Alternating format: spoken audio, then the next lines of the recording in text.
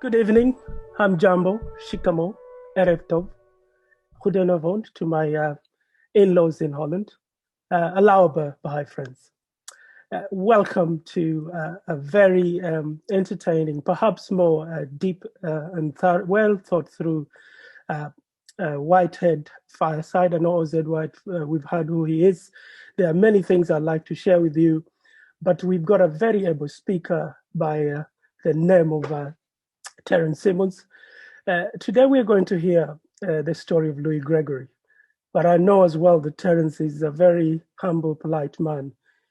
He wanted me to say very little about him, but for the benefit of everyone, I'm going to break the rules and share a little bit more about Terence so that you can know who the speaker is and the subject he's going to talk about. Terence is a native of Guyana, an English-speaking country in northeast of South America. Terence is a historian by training, which makes me think he's probably the right person to be speaking about this topic today. He holds a BA and an MA in Guyanese and West Indian history from the University of Guyana, where he also taught at the faculty for a few years. He also has a background in health research sciences, project management, and international development. He holds an MSc in health policy, clinical medicine from Imperial College, and is a registered Prince 2 project and program manager practitioner in the UK. Terence has worked in international and grassroots-based development for more than 30 years. He's not as young as he looks. In the areas of health, research, education, youth development. He was program director for the United States Peace Corps in Guyana for 9 years, worked in London on the development of social infrastructure for Black and other ethnic minority communities, including serving on the advisory board of London's Minority Ethnic Network. He was a program manager in the School of Public Health at Imperial College for 8 years. Currently, he is a senior project manager in the Project Coordination Office at the Human Brain Project, an EC, European Union flagship enterprise focused on brain research in Geneva, Switzerland. He and his family have been living in South London, Croydon, Surrey. I may claim him because we are from the same community since 2007. I'm going to introduce Terence Baha'i life. Terence and I first met around 11 years ago, and he's made an impact on my life, and I just wanted to bring that into perspective. Terence attended Baha'i classes from children and junior youth and embraced the Baha'i Faith in the late 1970s. Over the years, he served in many administrative positions, including local assemblies and national committees, the National Spiritual Assembly of the Baha'is of Guyana, and was an auxiliary board member for protection of the faith in Guyana.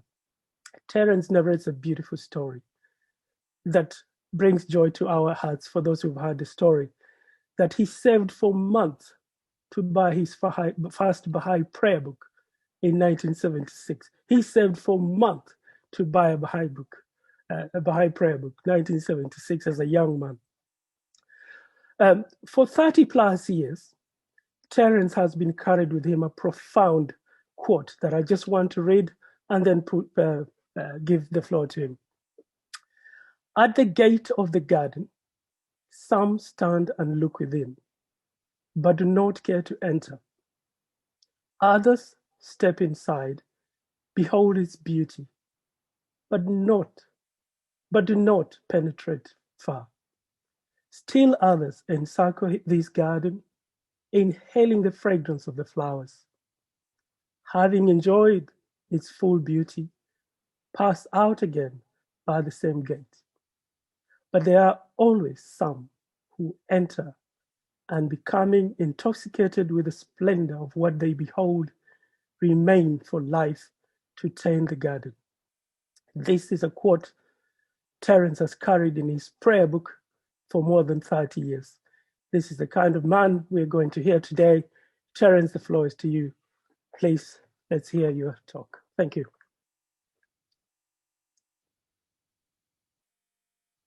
You're on mute.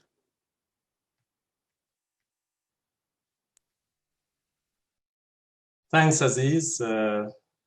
I've been trying to get Aziz to note that the presentation tonight is about Louis Gregory and not about me.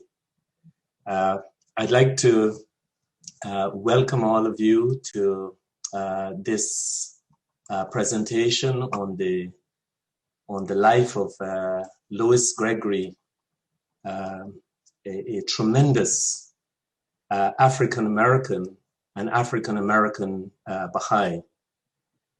It is not without significance that we've been slotted literally by chance in the month of October, Black History Month, to literally examine the life of an African American who has left a marked impact on the Baha'i community in the United States.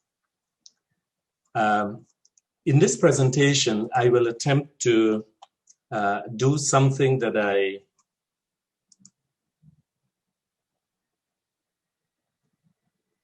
regard as novel in a way. I'm going to attempt to look at the life of Louis Gregory in three parts. The first segment, I think it's important because Louis Gregory became largely who he was because of his relationship with Abdu'l Baha. That there was a connection between these two individuals in the early 20th century that literally transformed Louis Gregory's life. And that to understand that transformation, I think it's important to also understand Abdu'l Baha's relationship with the early Black believers, because I think this is significant. I'm also going to, in passing, examine the origins of the pupil of the eye. This is a subject, as we know, my brother Masood Ulufani has touched and dwelled on this. So I'm just going to touch on it in passing. But the bulk of it would be an overview of the life of Louis Gregory on the backdrop of the 7 valleys. As I was studying Louis Gregory's life, particularly within the context, both in and outside of the faith, I saw a very close correlation between the 7 valleys, which is a mystical treatise that Baha'u'llah wrote in 1860 in Iraq, which highlighted the spiritual journey of a seeker towards attaining salvation. And I saw a very close correlation in terms of the transitions in Louis Gregory's life, in terms of some of the things outlined by Baha'u'llah in the 7 valleys. Abdu'l Baha, the son of Baha'u'llah, had a very early encounter with a servant, a Black servant in the family household by the name of Isfandiar. And Abdu'l Baha said, and I quote, "I had a servant who was Black. His name was Isfandiar. If a perfect man could be found in the world, that man was Isfandiar. He was the essence of love, radiant with sanctity and perfection, luminous with light. Whenever I think of Isfandiar, I am moved to tears." But what was the story of Isfandiar? Isfandiar was the faithful servant of Baha'u'llah who was entrusted with all of his secrets. And for this reason, when Baha'u'llah was arrested and thrown into the Seychelles prison in 1852, the Shah of Persia wanted him and inquired continually as to Isfandiar's whereabouts. One day, Isfandiar, this is Abdu'l Baha recounting, Isfandiar came to us. My mother, my sister, and myself lived in a house near a corner. I was a child at the time, and at midnight, Isfandiar came in. My mother said to him, "Oh, Isfandiar, there are hundreds of policemen seeking you. If they catch you, they will not kill you at once, but they will torture you with fire. They will force you to tell them the secrets of Baha'u'llah." And she urged him to go away. However, interestingly enough, his response was, I cannot go because I owe money in the streets and in the stores. How can I go? They will say that the servant of Baha'u'llah has brought and consumed goods and supplies of the storekeepers without paying them. Unless I pay all these obligations, I cannot go. But if they take me, never mind. If they punish me, there is no harm in that. If they kill me, do not be grieved. But to go away is impossible. I must remain until I pay all that I owe. Then I will go.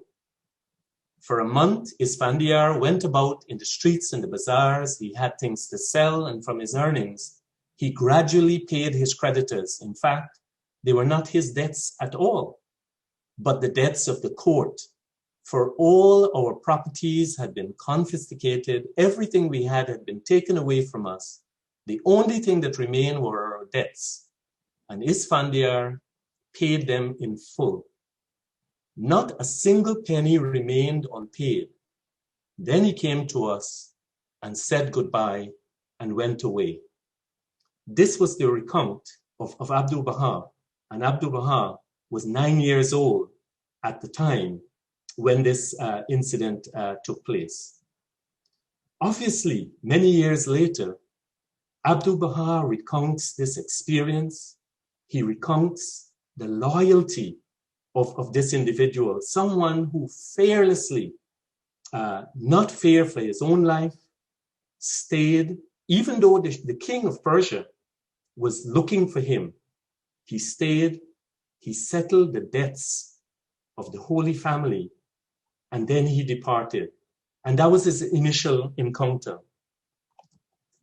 The inspiration for the Pupil of the Eye, however, came from a very different source. But I am of the view, from reading Abdu'l Baha's writing, that he was touched in the very early days by his encounter with people of color. Robert Turner was the first African-American Baha'i.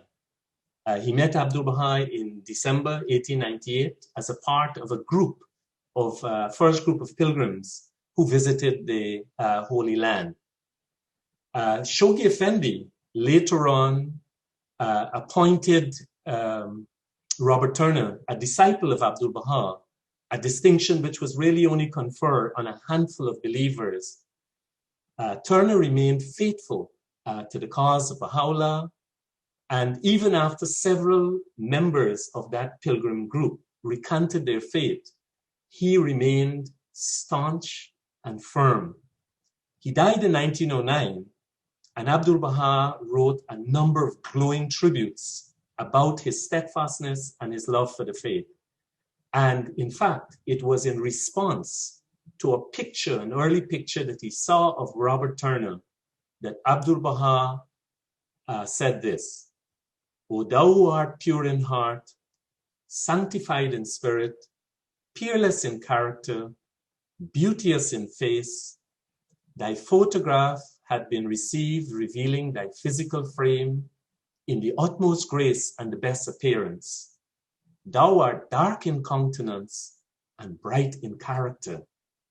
Thou art like unto the pupil of the eye, which is dark in color, yet is the fount of light and the revealer of the contingent world. And we know from some of the earlier presentations that what in fact Abdu'l Baha was referring to was that he said that blacks or people of color was like the pupil of the eye, that it was the source from which the person, the individual, is able to see the contingent world. And of course, this is a quotation that has become well known in the context of the Baha'i world. But this presentation in itself is a presentation that focuses on Louis Gregory, who I would argue is a legacy of this pupil of the eye.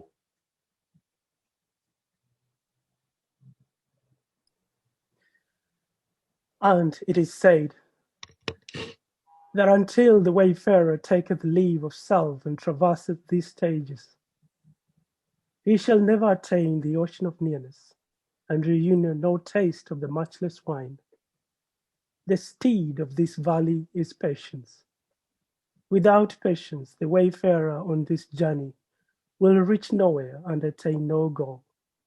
It is incumbent on these servants that they cleanse the heart, which is the wellspring of divine treasures, from every marking.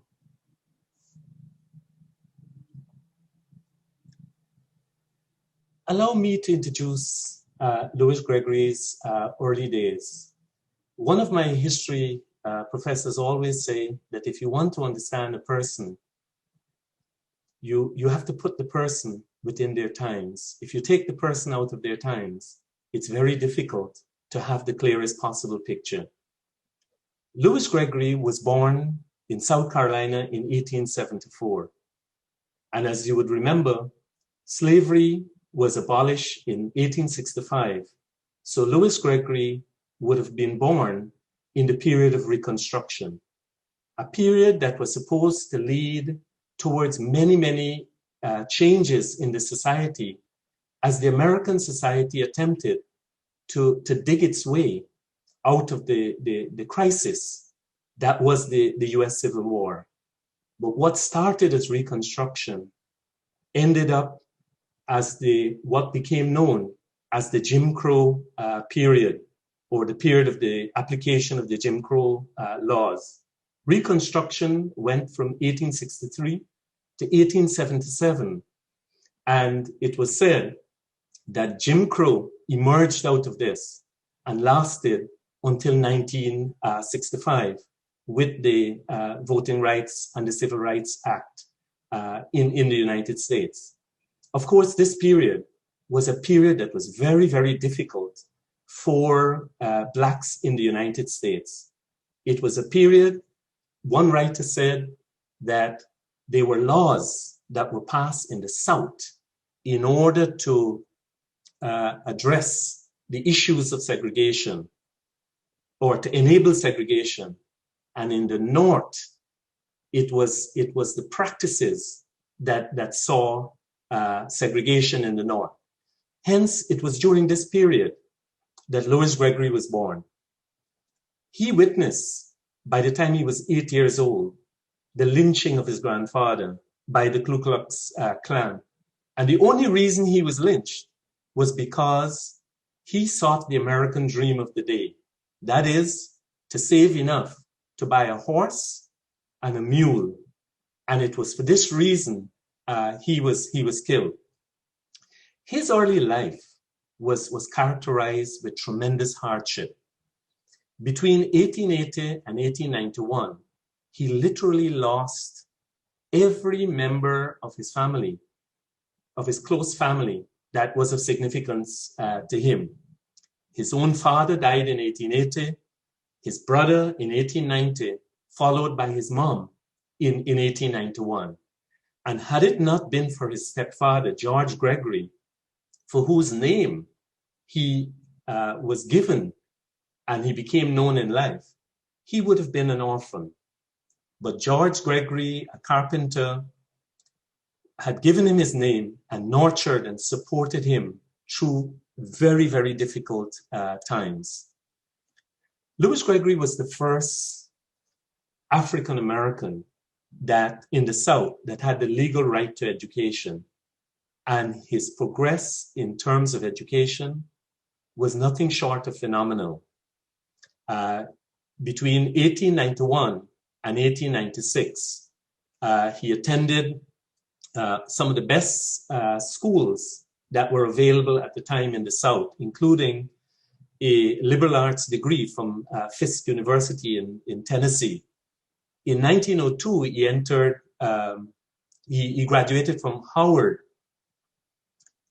with a law degree from Howard University in Washington, D.C. And interestingly enough, he was the valedictorian, and he spoke on the growth of peace laws. This was some 5 years before he even encountered the Baha'i Faith, in which he focused on disarmament and international peace initiatives. He was admitted to the bar in the District of Columbia. He opened a law office along with one of his graduating colleagues, James Cobb. And in 1904, he joined the US Treasury Department, and served until 1914. He was admitted to the bar of the US Supreme Court in 1907 and was labeled what W.E. Du Bois called one of the talented 10th. And I think this is very significant because Louis Gregory was no ordinary individual. In fact, he was considered part of the Black intelligentsia in Washington, D.C. and in the United States. In fact, in 1905, one of the prominent newspapers, Black newspapers, the Washington Bee, called him one of the most gifted writers and speakers in the country. So Louis Gregory had emerged out of the Jim Crow period with a solid education, had moved into the professions, and had really advanced himself in terms of the issues around Blacks. But Gregory was radical in his thinking. He was radical largely because of the mistreatment of Blacks that he had seen in the US. Though his grandmother had taught him Christianity, he had lost all meaning, and he had sought truth in religion, but basically had lost faith when he found no answers. And it was around this period in 1907 when he first encountered the Baha'i Faith, when he went to a presentation by Lua Getzinger, who was traveling through at the time. And he was impressed with the love and the freedom from racial prejudices that he had experienced at the home of the Hainans, the Baha'is at the time. He attended Firesides for about 18 months, but struggled with what he called his agnostic beliefs.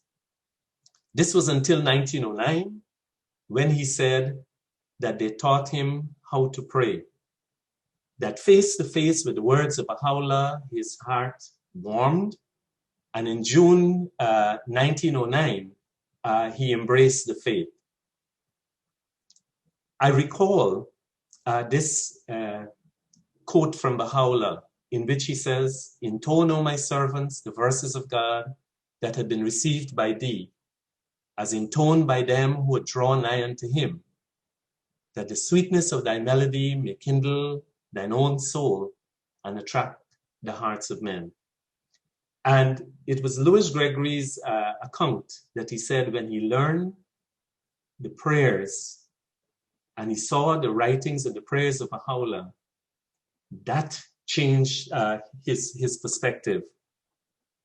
Speaking of the faith, on the faith in 1909, he said, "It has given me an entirely new conception of Christianity and of all religion. And with it, my whole nature seemed changed for the better. It is a sane and practical religion which meets all the varying needs of life. I hope I shall ever regard it as priceless possession." Almost from the outset, Louis Gregory's first action within the Baha'i community was to confront racial segregation. Louis Gregory had spent his early days, particularly from 1902 to the time that he embraced the faith. He had been very close to the Niagara movement, which was a movement of Blacks and whites who were attempting to address the issues around civil liberty, but particularly to address the issue of lynching in the South, lynching of Blacks in the South. Louis Gregory was so close to that movement that many thought that he would have gone on to become a leader in that movement. And in fact, some argue that the period between when he first heard of the faith in 1907 and his acceptance in 1909 that there was this delay, and many felt that it was this struggle that he had in attempting to determine which direction he should take. 1909 is a peculiarly interesting year, both for Louis Gregory and for Blacks and in the United States. It was also the year when the National Association for the Advancement of Colored People was established in February, in fact, the 12th of February, 1909, that a group of abolitionists and activists came together with some others, and they formed the NACCP. It was this time, Louis Gregory, in a sense, was at the crossroads when he embraced the faith, whether to go in the direction of this new movement that was set up to advance and address the issues of civil liberties for Blacks in the United States, or to take this path, this spiritual path, towards a new religion, something that was now emerging and that not much was heard and known of it. And Louis Gregory became a Baha'i, accepted the faith. Interestingly enough, also, 1909 was also the year that Martha Root embraced the Baha'i Faith. And it's very interesting because you'll see a parallel between Martha Root's life as a Baha'i and a Baha'i teacher, and Louis Gregory's life as a Baha'i and a Baha'i teacher. So his first actions was to confront racial segregation in the DC Baha'i community. Of course, this was the time when they used to have two meetings, two feasts, one for Blacks and one for whites. He immediately saw the differences between the teachings of the faith and the actions of the believers, and he vowed to change them. So, and as I said, what was interesting was that when the NACCP was formed, it was largely whites, a group of white activists who became the leadership and the driving force in that organization. In fact, on the executive board for many years, W.E.B. Du Bois was the only executive member. And in fact, between 1909 and 1939, there were two presidents of the NAACP, and both of them were white. So it was an interesting dichotomy that he faced at that time, and he chose the spiritual path instead.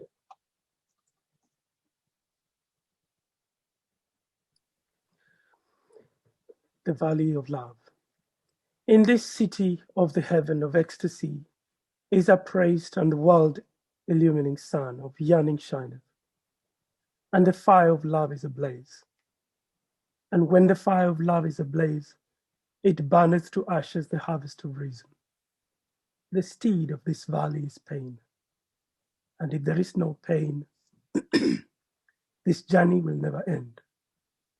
At every moment, he offereth 100 lives in the path of the loved one. I would say that Louis Gregory entered the Valley of Love when he encountered Abdu'l Baha. Abdu'l Baha's first letter to him literally confirmed Louis Gregory's mission. Abdu'l Baha said, and I quote, "I hope that thou mayest become the means whereby the white and colored people shall close their eyes to racial differences and behold the reality of humanity." And from there on, he dedicated his life to promoting the pivotal principle of the Baha'i Faith, the oneness of humankind. He started organizing firesides and meetings on race unity, and soon after became a full-time travel teacher. He traveled south to Richmond, to Virginia, to Durham, to North Carolina, Charleston, South Carolina, Macomb County in Georgia, where he taught the faith. And in 1911, he was finally granted permission to visit the Holy Land. And while on pilgrimage, he met Abdu'l Baha for the first time. after spending 2 years from 1909 to 1911 constantly in correspondence. He also met Shoghi Effendi and visited the shrines of the Bab and Baha'u'llah. In their first meeting, which was very interesting, on April 10, 1911, a relationship, as I said, developed almost instantly between the two of them. On this visit, he kept a journal with very copious notes of his encounters with Abdu'l Baha and the discussions he had, and he wrote a short essay called Heavenly Vista. On his initial meeting, in the diary, Louis Gregory noted, Abdu'l Baha was easily distinguished. Majesty and beauty are his adornments. Following a natural impulse, my knees was bent reverently before him. Feeling him bend over me, I knew that he touched my head with his lips. He then raised me up and directed me to a seat. Abdu'l Baha gave Louis Gregory twin mandates during that meeting.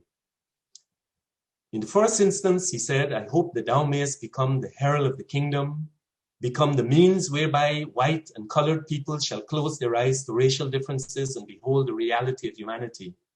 So in the first instance, his mandate was to work on the unity of mankind, to bring the races together. And his second mandate, he was to share with a fellow pilgrim, Louisa Matthews, a white English woman. Abdu'l Baha encouraged the two of them to see the spiritual light and the love in each other. And within a year, they entered wedlock, becoming the first interracial couple in the Baha'i world. The valley of knowledge. He will enter the valley of knowledge and come out of doubt into certitude, and turn from the darkness of illusion to the guiding light of the fear of God. His inner eyes will open, and he will privily converse with his beloved. He will set ajar the gate of truth and piety, and shut the doors of vain imaginings. He in this station is content with the decree of God. The valley of knowledge is the last plane of limitation.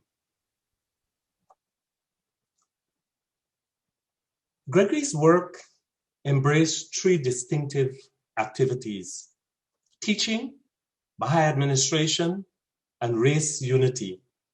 And in this final phase, I want to focus briefly on these.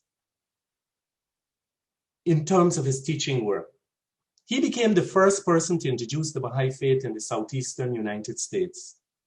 And over the next 40 years, he visited 46 states, parts of Canada, Haiti, the Middle East, Europe, presenting the teachings of the Baha'i Faith.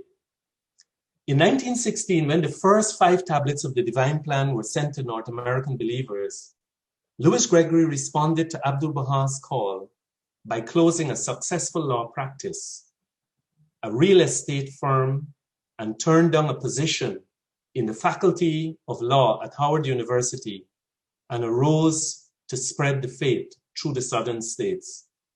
As a Frisk and Howard graduate and a recognized member of the African American intelligentsia, he set numerous Black colleges and churches and social organizations alight with his eloquence.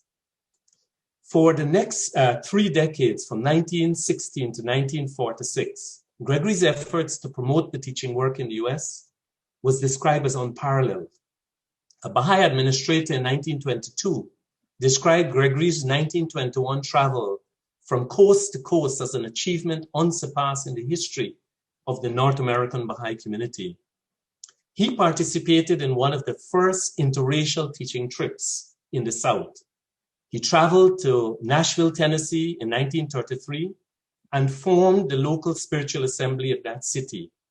And what was even interesting is that when he went there were no Baha'is, and he never left there until there was a local spiritual assembly. And of course, this was an attempt to satisfy Shoghi Effendi's call to establish local assemblies in the south of the United States. His efforts in the teaching arena continued unabated until his health began to fail in 1946.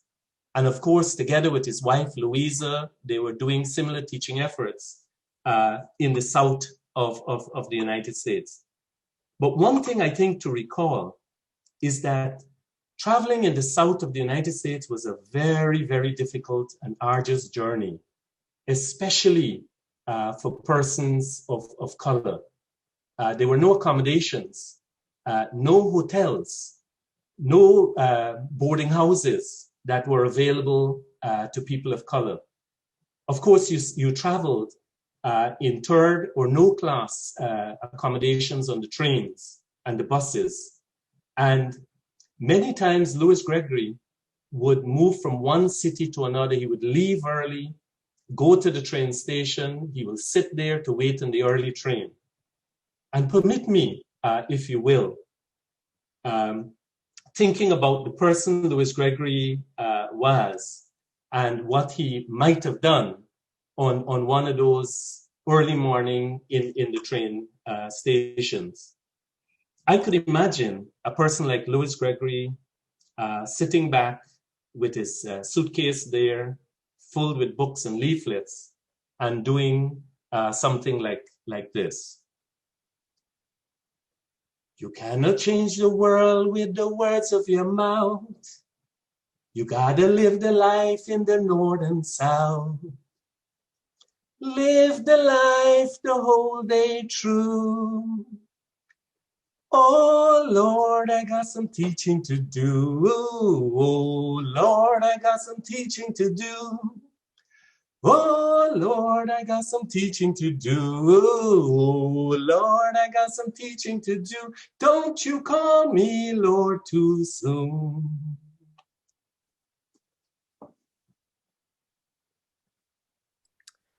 The value of unity. The wayfarer cometh to the valley of unity, and drinketh from the cup of absolute, and gazeth on the manifestations of oneness. In this station, he pierces the veils of plurality, fleeth from the fruits of the flesh, from the words of the flesh, and ascendeth into the heaven of singleness.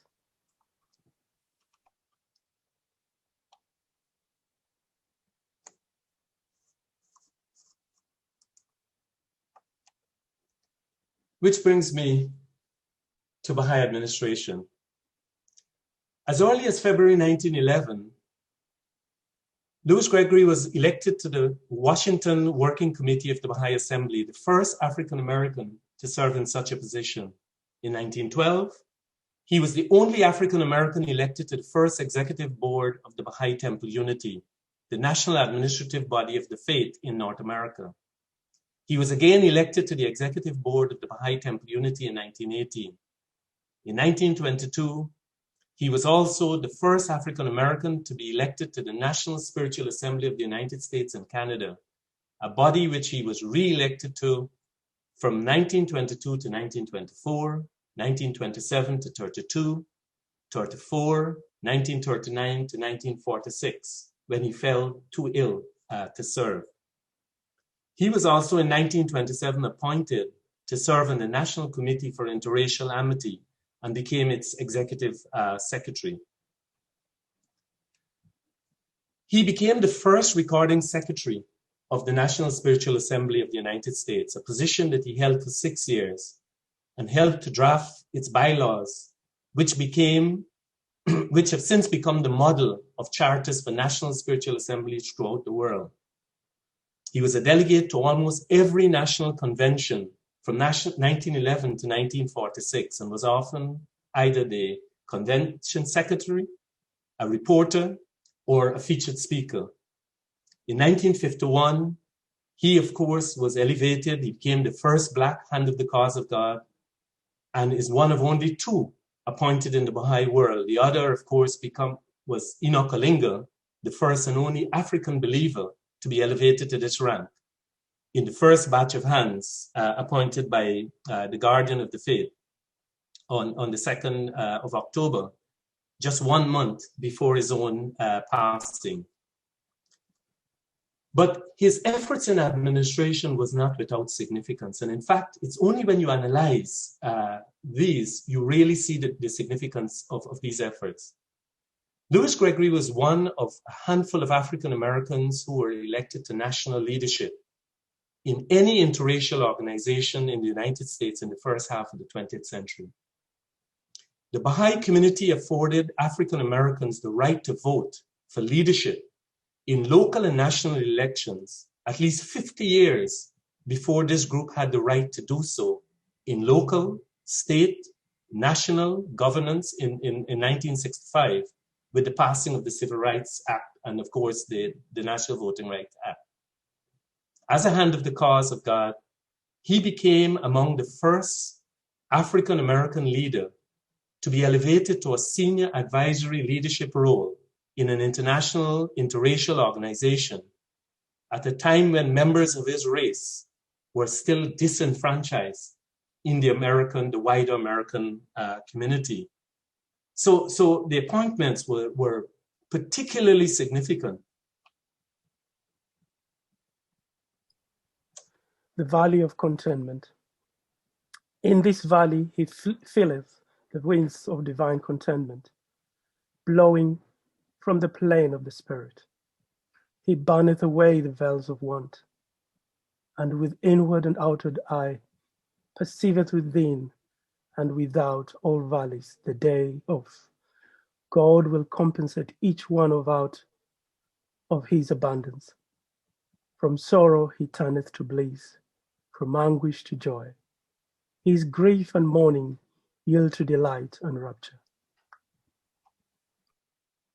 And finally, the promotion of racial unity. Louis Gregory led the Baha'i community's response to racial harmony, becoming the principal writer, organizer, and speaker on this issue across the United States. He developed major connections with civil rights leaders such as W.E.B. Du Bois, Philip Randolph, Braffett, Boas, James Weldon Johnson, Roy Wilkins, among many others. And of course, his relationship and his link with prominent Baha'is such as Alan Locke, Dorothy Baker, Matthew Bullock, and Horace Holly, among others. He was instrumental in attracting several well-known African Americans to the faith. Robert Abbott, the publisher of the Chicago Defender, Nina Goma Dubois, the first wife of W.E.B. Du Bois. John Burks, Dizzy Gillespie, was the world-renowned jazz trumpeter and composer. And of course, Alan Locke himself, the Howard University philosopher and dean of the Harlem Renaissance. All of these were attracted to the faith as a result of his efforts. He was a friend of great Black educators such as Booker T. Washington and George Washington Carver, both of whom he taught the faith. He visited Tuskegee Institute on a number of occasions and addressed students. In the South, he addressed many white and mixed audiences and even shared the platform once with a Grand Cyclop of the KKK, a member of the organization that was responsible for lynching his grandfather. In 1950, writing to an African-American believer, he said that many whites are unconscious of their prejudices and many colored people reflect consciously or otherwise the prejudices of whites. He believed that overcoming prejudice requires efforts, patience, and acknowledgement of the sincerity of others, even if their views may clash with ours. The Valley of Wonderment. In the Valley of Wonderment is tossed in the oceans of grandeur, and at every moment his wonder groweth. At every moment he beholdeth a wondrous world, a new creation, and goeth from astonishment to astonishment. Louis Gregory died in 1951 at the age of 77. He is, of course, buried in Greenacre in Maine. Abdu'l Baha, as early as 1920, said this of Louis Gregory: "That pure soul has a heart like unto transparent water. He's like unto pure gold. That is why he's accepted in any market and his currency in every country. Upon his passing, Shoghi Effendi said, profoundly deplore grievous loss of dearly beloved, noble-minded, golden-hearted Louis Gregory, pride and example of the Negro adherents of the faith. Keenly feel loss of one so loved, admired, and trusted by Abdu'l Baha, deserved rank of first hand of the cause. Rising Baha'i generation in African continent will glory in his memory and emulate his example. And of course, he was posthumously appointed a hand of the cause. There have been numerous efforts to recognize his achievements. The Louis Gregory Baha'i School in Hemingway, South Carolina, the first Baha'i radio station, the Louis Gregory Museum in Charleston, South Carolina, the first Baha'i-owned museum in the US. There's so many examples of these. The value of true poverty and absolute nothingness. This station is the dying from self and the living in God, the being poor in self and rich in the desired one. He who hath attained this station is sanctified from all that pertaineth to the world. Finally, in retrospection, Louis Gregory became a Baha'i at age 35. And what he achieved over the next 42 years was extraordinary. The Guardian, no less a person than Shoghi Effendi, said this, that he held a unique position in North American Baha'i history. Writing in 1933, Shoghi Effendi said, I feel impelled to reaffirm my deep sense of indebtedness to you for your magnificent work in the service of the faith of Baha'u'llah. No words of mine can adequately tribute to the spirit that glows within your breasts, or to the determination that fires your soul in your unique and highly meritorious endeavors. You have attained spiritual heights that few indeed can claim to have scaled. You have displayed a spirit that few, if any, can equal. Even the indomitable Martha Root, as early as 1926, the consummate Baha'i teacher, said of Louis Gregory, I always feel that he is one of the greatest disciples of this new day. In her articles, and I mean, there have been so many written on the life of Louis Gregory, Elsie Austin says, for example, now some men falter when they perceive the summons of a divine truth, and some men avoid or defer the moment of complete dedication, fearing its price. But others, knowing when they have found the highest altar of life and felt the Spirit's breath, place all they are and hope to be upon its altar with a love which banishes reluctance and fear. Such a man was Louis Gregory.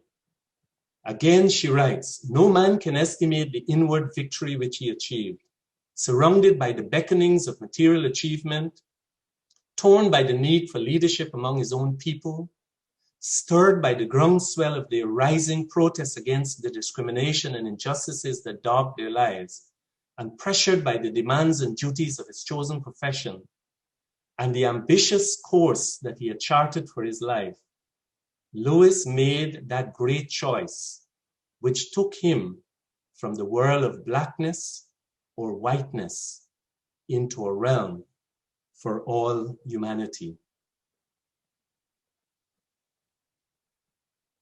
These were just some thoughts on the role and the obligations of Hands of the Cause, and a prayer revealed by Baha'u'llah, which will be in the slides.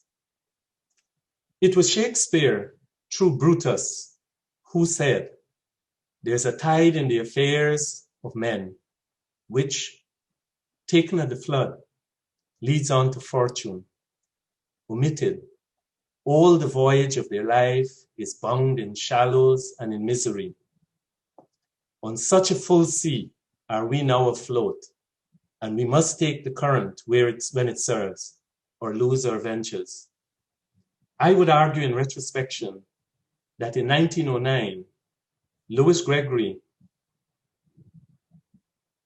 was faced with such a tide. And Louis Gregory took fortunes at the flood and went on, in my view, to achieve unbelievable, extraordinary greatness. And I argue that in time to come, the name of Louis Gregory, one of only 2 persons of color that have been elevated to the station of a Hands of the Cause of God by Shoghi Effendi, that his efforts would be researched, would be discussed, will be talked about around fireplaces and any places where stories are told in the future. And just to conclude, just to show you the legacy of Louis Gregory, there's a short excerpt. I have come to have a profound admiration for brothers and sisters of the Baha'i Faith. I actually knew Dizzy Gillespie, and he, of course, one of the great artists of the 20th century, was of Baha'i Faith, and talked over and over again about what it meant to him. Alain Locke, of course, probably one of the greatest philosophic minds of the middle part of the 20th century, was also of Baha'i Faith. First Black Rhodes Scholar and chairman of the philosophy department at Howard University for over 42 years. What I've always been taken by is the very genuine universalism of the Baha'i Faith. One of the first religious groups to really hit racism and white supremacy head on decades ago. By decades, I mean many decades ago, and remain consistent about it. Who fundamentally believe, as I do, in the sanctity of each and every person, and has been willing to live and die based on a Baha'i faith. When you think about it, I mean, Baha'i was integrated before the YMCA and the YWCA in the history of America. Even prior to the Communist Party, which is the first secular institution to integrate blacks and whites and reds. Faith has always been countercultural. The Baha'i Faith says, no, we believe in the oneness of God, the oneness of family. We believe in genuine community. We believe in compassion. And we believe in spiritual maturity. That's what Brother Martin meant when he said we need a revolution in priorities. Baha'i Faith understood that a long time ago. When you talk about race and legacy to white supremacy, there's no doubt that when the history is written, the true history is written in the history of this country, the Baha'i Faith will be one of the leaven in the American loaf that allowed the democratic loaf to expand because of the anti-racist witness of those of Baha'i Faith. So that there is a real sense in which a Christian like myself was profoundly humbled before Baha'i brothers and sisters and the Dizzy Gillespies and the Alain Locks and so forth.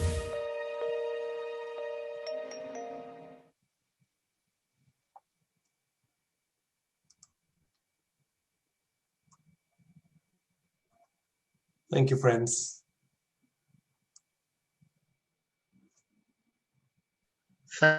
Thank you so much, parents.